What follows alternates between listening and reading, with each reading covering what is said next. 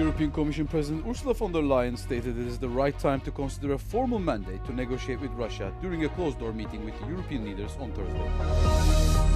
Israel and Hezbollah agreed on a sudden ceasefire following a day of intense fighting in southern Lebanon that threatened to derail the wider peace accord signed between the United States and Iran. Summer is off to a flying start and Spain is bracing itself for several days of extreme heat. European Commission President Ursula von der Leyen stated it is the right time to consider a formal mandate to negotiate with Russia during a closed-door meeting with European Union leaders on Thursday.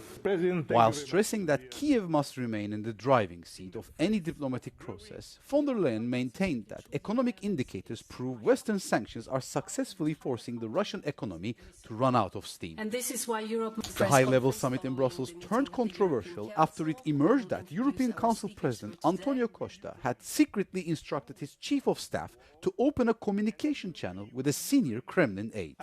The move left many member states in the dark, prompting a sharp backlash from eastern flank nations who insist the bloc must double down on sanctions rather than engage with Moscow. President von der Leyen defended the diplomatic outreach on Friday, asserting that Europe must be one of the central architects of a just and lasting peace. notably. Meanwhile, Ukrainian President Volodymyr Zelensky told the gathered leaders that a ceasefire without firm security guarantees is not enough, reiterating that Kyiv will not cede its sovereign territory. Ukrainian authorities announced that Russian drones struck two foreign-flagged civilian ships in the Black Sea on Thursday night, killing one person and injuring 5 others. Deputy Prime Minister Oleksiy Kuleba confirmed the attacks hit one vessel flying the flag of St. Kitts and Nevis and another Panamanian-flagged ship, leaving one sailor in a critical condition.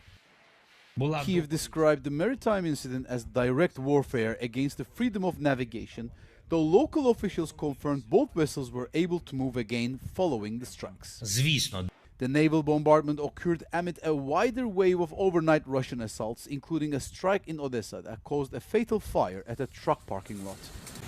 Separate drone and guided bomb attacks across southern and eastern regions also left multiple civilians injured, hitting a minibus in Kherson and damaging 40 homes in Kharkiv. Ukraine's Air Force stated local defenses successfully shot down 79 of 90 incoming drones following a significant Ukrainian strike on a Moscow oil refinery earlier in the week. Israel and Hezbollah have agreed on a sudden ceasefire following a day of intense fighting in southern Lebanon that threatened to derail the wider peace accord signed between the United States and Iran.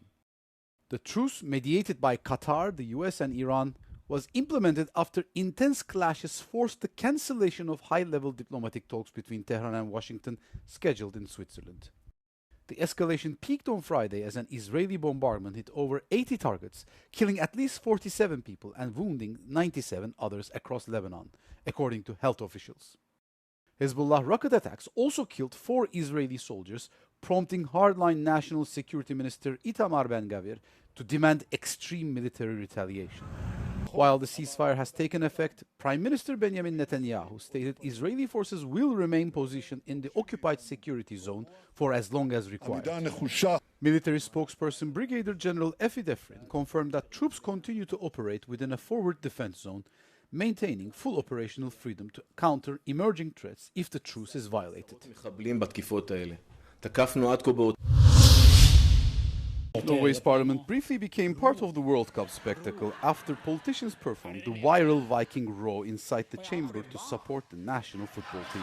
The synchronized performance was led by Speaker Masoud Gharkhani, who used his official gale to dictate the rowing rhythm from the podium.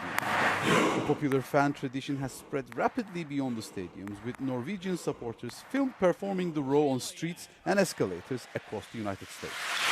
The wave of national pride follows Norway's 4-1 victory over Iraq in their opening game on Tuesday, marking the country's first appearance in the tournament since 1998. To launch the historic campaign, the entire football squad previously took part in a specialized dramatic photo shoot themed around arriving longship warriors.